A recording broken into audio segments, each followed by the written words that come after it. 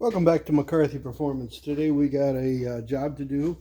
Um, we're going to do it, of course, to the best of my ability. We're going to think about this a little bit and decide how we're going to take care of this. Now, on crack repairs on iron, I've always said cold repair is the best repair. Unfortunately, this is a starter ear and it's been broke. And it's cracked and the other bolt is broke off inside the block. So we're going to take one thing at a time. I'm going to clean this up and find out where the crack ends. Then I'm going to drill the end of the crack. Then I'm going to U-groove it out. And I'm going to then make a decision on how I want to do it. If I want to do it with acetylene or I want to do it with TIG.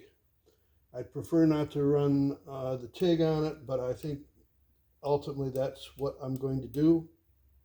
And my thought is on this is as long as I'm grounded here, that there shouldn't be any kind of current going through the engine or any kind of problem with that. You hear a lot of people talk about that. Don't weld on something and put the ground on one end of it, on the transmission and then weld up by the engine.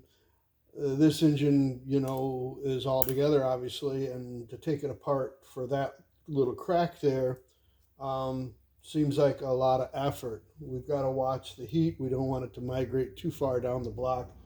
It would have to get pretty darn hot to affect the seal area. It's a good 7 inches away from the ear. So we're going to clean all this up.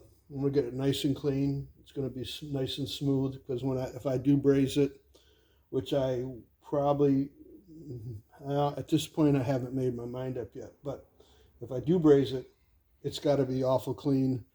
And of course, if you weld it too, but with brass, it seems to flow better if the surface is a little bit polished. So we're gonna hit this with an MX wheel.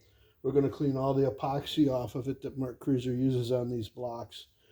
It's either like an epoxy or a porcelainization of the block because that stuff does not come off in the hot take. So we're gonna take care of that, and then, after we weld this up, we'll probably address this bolt being broke off in here. That's what we got going on today. It's not a real fun job, and I'm sure that people will watch this video and say, you're doing it wrong. You're not doing it the way I do it, blah, blah, blah. That's fine. If you want to feel obligated to make a comment on it, you can, but it's not going to change the fact that I'm going to do it the way I want to do it.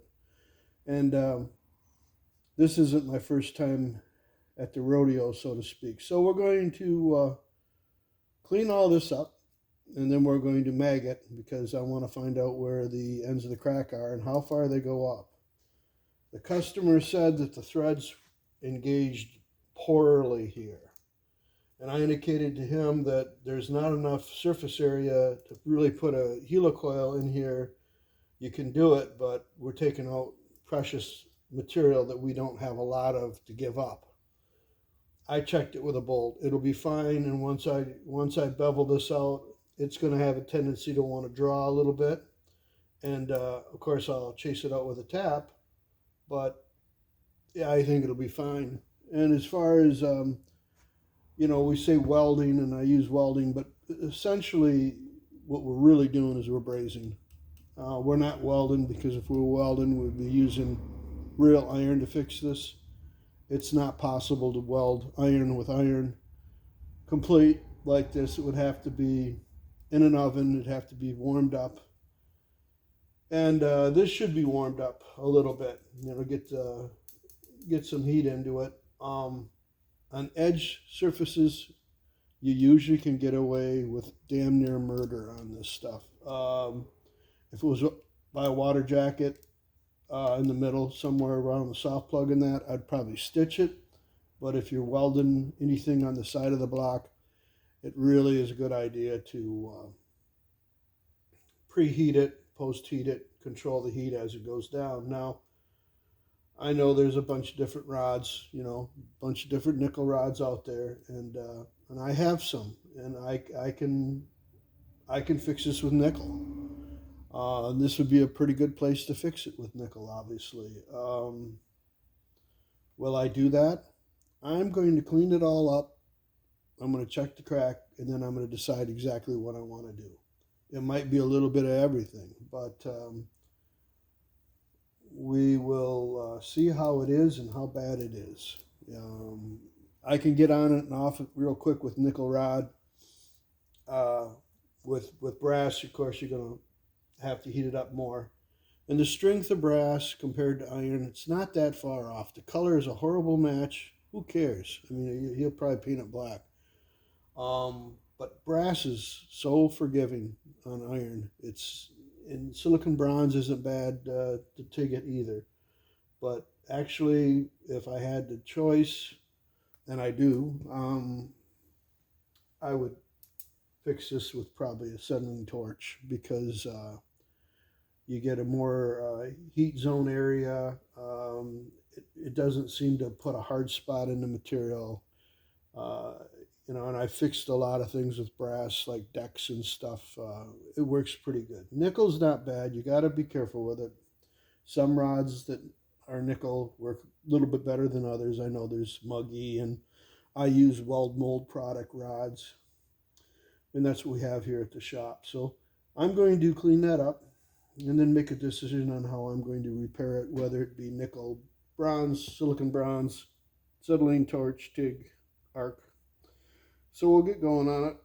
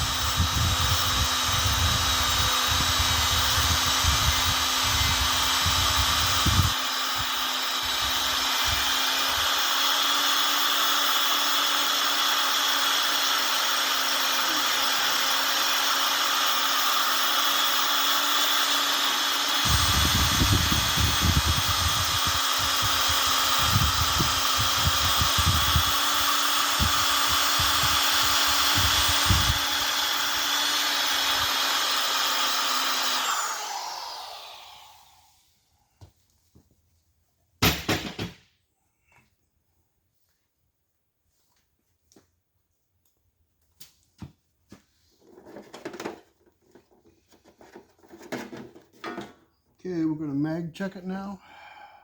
Let's see if I got some powder that's, I got some yellow powder. It comes different colors.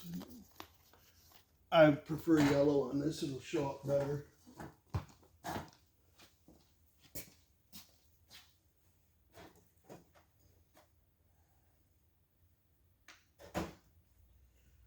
Looks like I'm all out of yellow, so I guess we'll just have to stick with old plain natural colored. Let's see if we got it.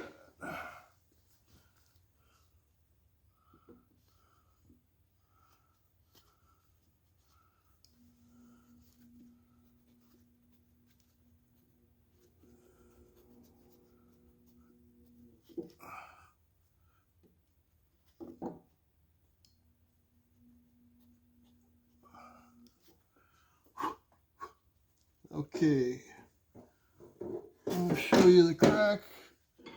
It's trying to break right off.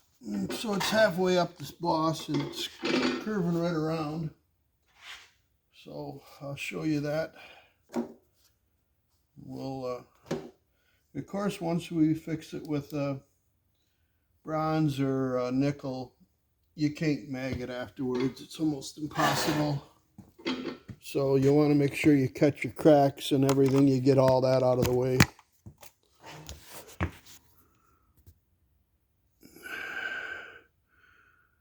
You can see it's there. And it's right there. Probably can't see it very good because of the reflection on it, but right there it is. Before we get going on drilling this, I always like to cover a few things that may help some people out and maybe not. Okay, I'm going to find the ends of the crack. I've got a punch that I just ground, nice sharp tip on it, or as sharp as I can get it. I'm going to start out with a drill bit. Of course, when I do punch the end of it, I always drill out away from the crack. So I want to make sure that I catch it, because usually when iron breaks, it don't break clean. So I'm going to hit the end of it, and then I'm going to drill it that way, probably on like a 30-degree angle. I'm not going to use a big drill bit either. And the reason why I don't do that is because there's threads in here. And if I use a great big drill bit, I'm going to have a great big nugget of whatever I decide to use. Nickel, bronze, silicon bronze, whatever. Stainless, if you like stainless, which, whatever. You can use stainless on iron too. And you're going to have to go through and chase it with a tap. If it's too big of a nugget in there, and it might get hard, work from the heat in the area around it, the iron. I prefer to use a small drill bit because it lessens the chance of having a big booger hanging down in there and worrying about jamming up a tap. We just want to make sure that the crack is terminated. We want to put a weld on the outside. If there's a spot inside there that's got a little void, I'm not going to lose any sleep over it. It's not going to be an issue. We just got to make sure that we catch the whole crack so it does not spread out. So now we're going to drill it, and we're going to drill it with probably a drill bit like that, and I think that's about 90 thousandths. So come out of my numbered drill bit set, but anything around a 1/16 of an inch to a 90 thousandths is pretty much, you could even, 1/8 inch, you're getting kind of pushing it there, because you really want to make sure you keep that nugget, if you do have one, of the material that you're using not dropping through the threads. Because if you do, and it's too far and the tap don't like it, it's going to break the tap off in there. Or you're going to have to go up in there and dress it down evenly with the threads, the highest part of the threads, and hopefully you can run the tap through it without having the tap catch it. The tap catches it, and you're halfway up the hole, and you try to back it off, and it jams up the tap, and the tap freezes in there, you're going to break the tap. So that's how I do it.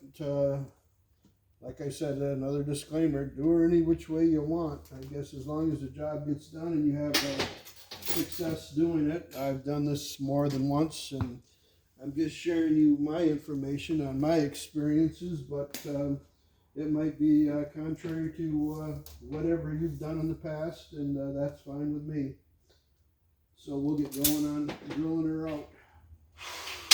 Hopefully this drill bit's sharp enough. It's an old drill bit. We're going to look at that and give her a little snap at the punch here. Looks like it's curving. It's curving right around the bend. It's about ready to break right off on the ground. So we want to be kind of careful. I want to stitch it up. I'd rather do it while it's on the block than on the floor.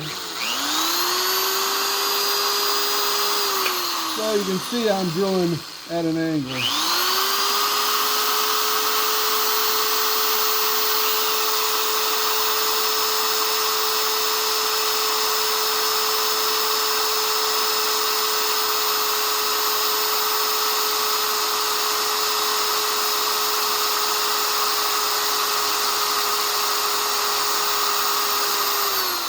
Of course, you don't want to push too hard on the drill bit and break that off either. So, let the drill bit do the work.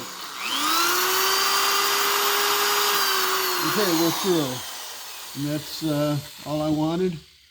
And I know which way to go with the die grinder to groove it out. So, we'll get going on that. I got to hook up the air and turn on the noise maker.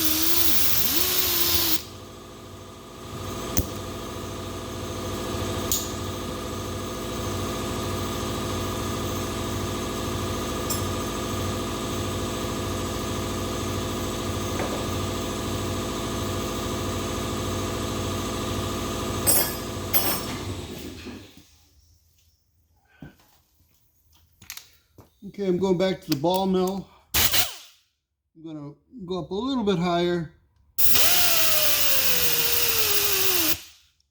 Okay, I'm going to go a little bit over this way a little bit.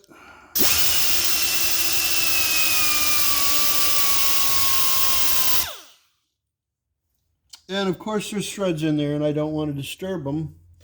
I'm going to probably compromise the thread here, obviously, because there's a hole there. And I've rolled this back. I'm trying to put a nice fillet there. We didn't go as deep here. And the reason why is I don't want to destroy the whole entire thread set. So that's where we are on that. Now I'm going to get going on it. Now, with nickel, I found that the rods that I use, you got to be real careful because you can entrap and you can get crap in the weld. Brass is about the same way. Silicon bronze ain't so much because there's no flux on it. With the rod, you're dealing with flux, and of course you've got flux on the brass when you acetylene weld it. So I'm thinking about how I'm going, but I think I'm going to lean towards TIG, and I think I'm going to do silicon bronze, and I think that's what we're going to do. Before I preheat it and start going on this, I thought I'd get you a good picture of it. So that's where we're at on this, and then like I said, I've rolled it around here. I'm going to put a little heat in this, and I'm going to weld, braze it, weld it, whatever you want to call it. We're going to put some silicon bronze in here, and then I'm going to stop, and I'm not going to go any further. And then I'm going to let it cool down, and I'm going to peen it, and then we're going to do the other side. But you know, I said I'd like to keep it below an 8, and the reason why is because when you drill this, and sometimes you get a little gully wallering in there, and the hole ends up being bigger than it needs to be to do the job. So you know, if you use an 8 and you walk it around, it's going to get a little bit bigger. You know, and I did bring up the fact of the flux that you got to watch out for. Of course, I have nickel that I can TIG in there too, but you know, I've got nickel rod that's got a flux on it. So I just, on a crucial joint like that, that I'm not going to scarf it out a lot and make sure that there's no entrapment on it, I want to hit it and get right the hell off of it. So I'm going to go with the silicon bronze. I'm going to put a little heat in there, so just get her up to temp, you know, get it warm, I should say, and then hit it and see what happens. But usually I have pretty good luck with this. So we'll get going with it. Okay, this is going to go pretty fast, and I ain't going to screw around a lot. So we're going to warm it up.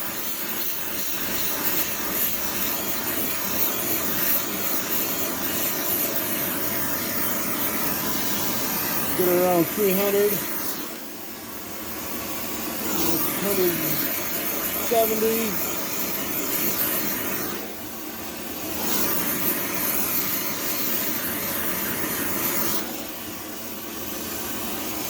Get around 240, that's good enough. I just want to get some chill out of it.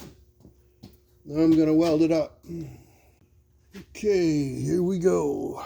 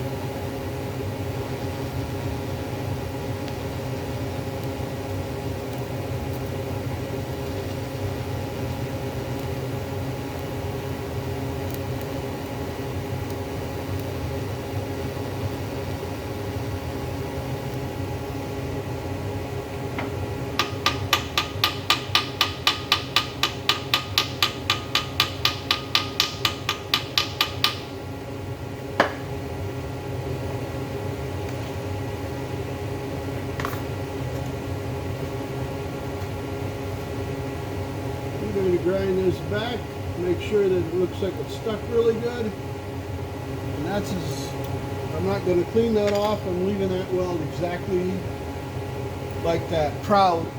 I'm not going to take it and blend it, or I might blend it lightly just to make sure that it's stuck good, but that's where we are on that one. Fire up the grinder and knock some of the weld down here off.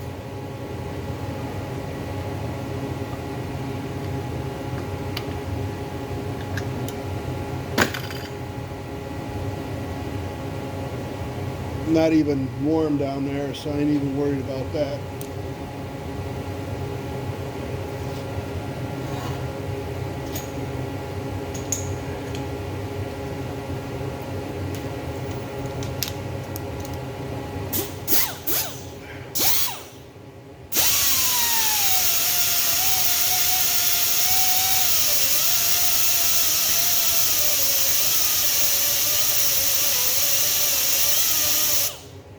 Nice if the engine was completely upside down, it'd make it easier for me, but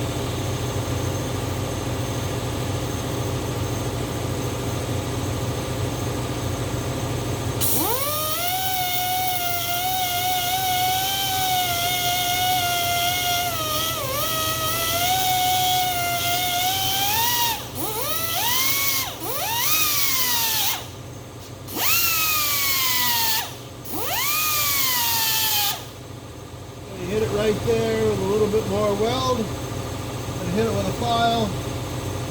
That side's done. We're going to hit the other side.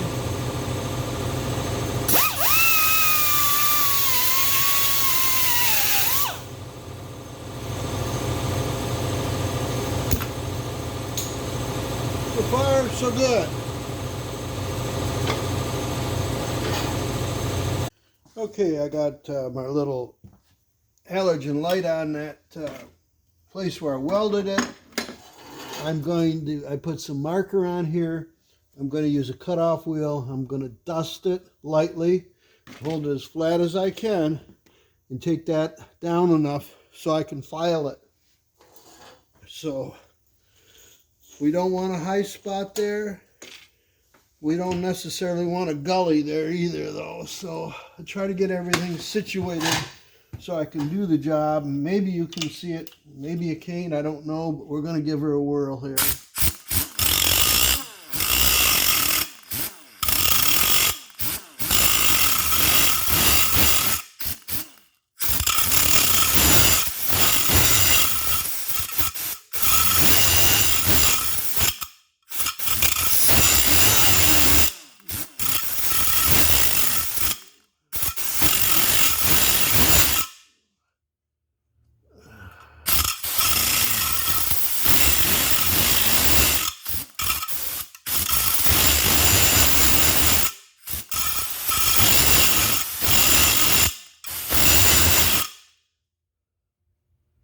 It feels pretty good. We'll hit it with a file.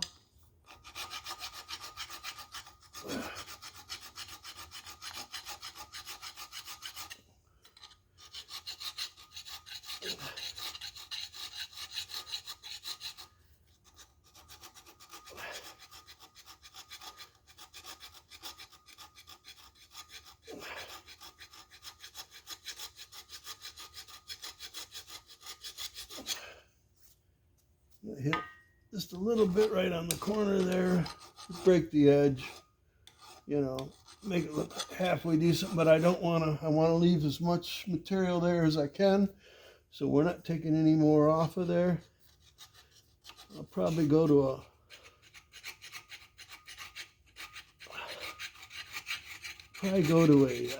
finer file here in a minute.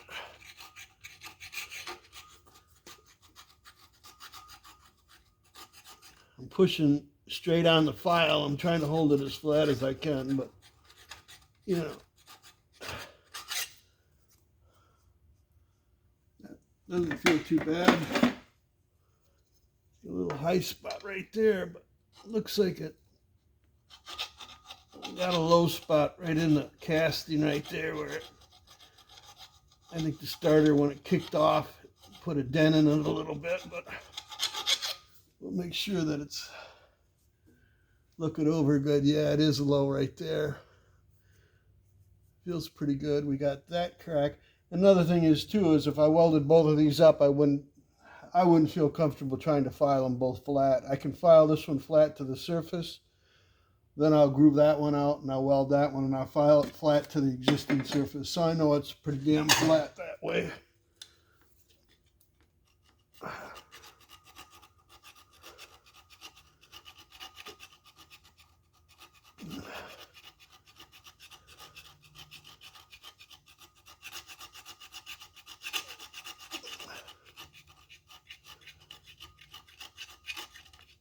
Yeah, I like that.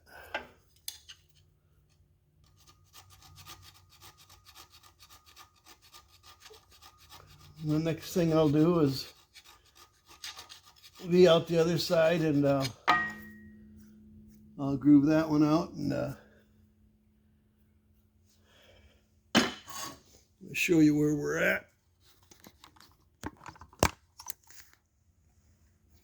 We have that all V'd out. I scarfed it back as far as I felt comfortable. So we're going to drill it right here, and then we'll start filling this up.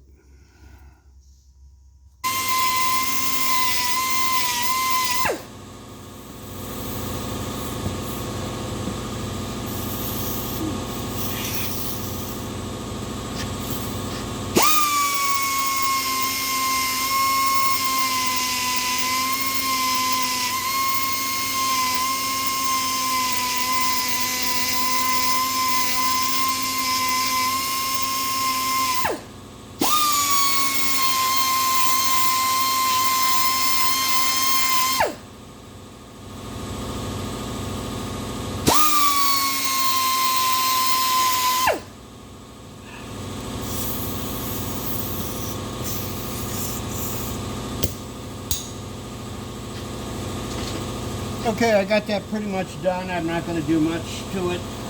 Looks pretty good. There's a spot I may touch up on it. I'll hit the rest of this with a file, and then I'm done with this. I'm not going to dress it back or anything. Like I said before, I'm going to leave it high and proud. There's nothing there that's going to be in the way. I'll show you where we're at. Excuse the finger, can't help it. So that's where we are right now. I'll hit it with a file, and that'll take care of that. There's a little divot right there. We're not going to worry about that. And I capped it around the top. So I got the bolt down here to get out, and I don't know if you noticed or not, but I hit it a couple times at the ball mill. You can see there's a nice flat spot in the middle of that, so that should come out really well. I'm going to get a brand new drill bit for that. I burn up 3/16 drill bits all the time, but I'll get a cobalt drill bit, fresh one, just in case that drill or that bolt is a little harder than I expected. And you can see that when the starter come off, it put a nick there, but that's not going to affect anything. So we'll get going on filing it. I'll show you a picture after it because it's okay. I think she's going to come out without a problem. No, I'm not a fan of the nut and the washer and all that bull crap. You want to do that, go right ahead.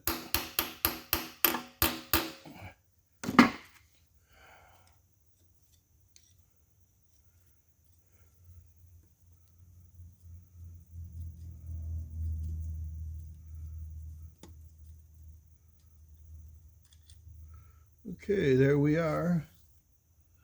So I'm going to chase out these with a tap, and the job's pretty much done.